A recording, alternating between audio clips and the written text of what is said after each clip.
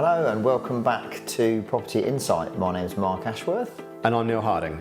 And on today's video, we're just going to summarise some new legislation that's come around with Company House Director ID. If you are the director of a limited company, which a lot of property investors are these days, there's a new law around identifying yourself to them using your valid ID, such as a passport or driving licence. So we're just going to cover that today, just to make sure that you understand the new regs.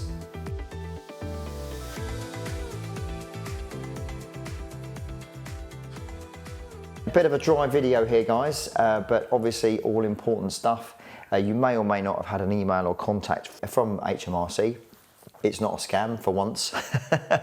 If you use a decent accountant, they probably should have advised you about this as well. But just in case you are unaware, we need to provide identification to Companies House in order to verify any person with significant control, and that means that if you have more than one company, just you as an individual need to provide that information through to them. You don't have to provide it for each company, you just have to provide it once, and it will cross-contaminate with any companies that you own. Cross-contaminate, I like that.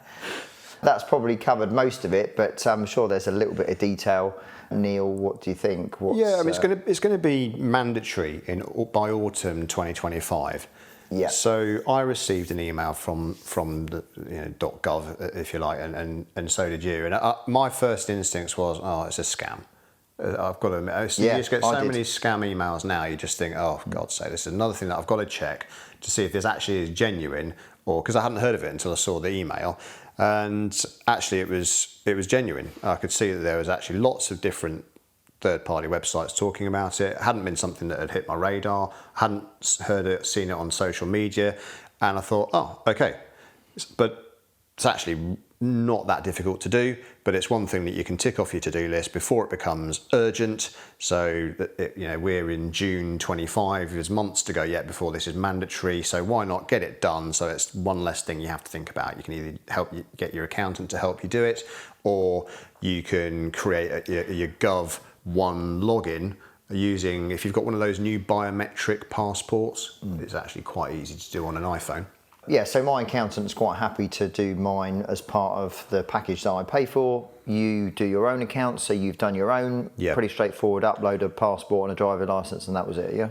That's right. I don't have a third-party accountant to sort of delegate this to. I do, as Mark said, I do my own returns, so I just figured this out myself, and it's not that hard.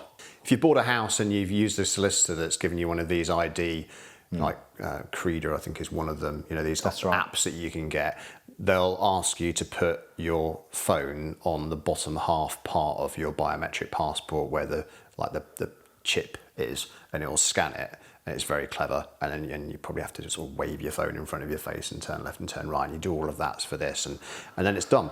And it's I think, again, it's one of these, government knowing who the people are out there that are actually, are these genuine directors, or are these fake non-existent people, or they want to know more about you. We all know that to set up a limited company is pretty straightforward, and I'm guessing that it's probably also pretty straightforward to create an individual to be a director of that company that may or may not suddenly disappear or be rogue in some way.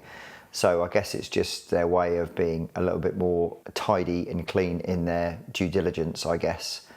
Yeah. I can't see that there's any other particular reason, because I'm sure most people are quite curious as to why they bring these new regulations in.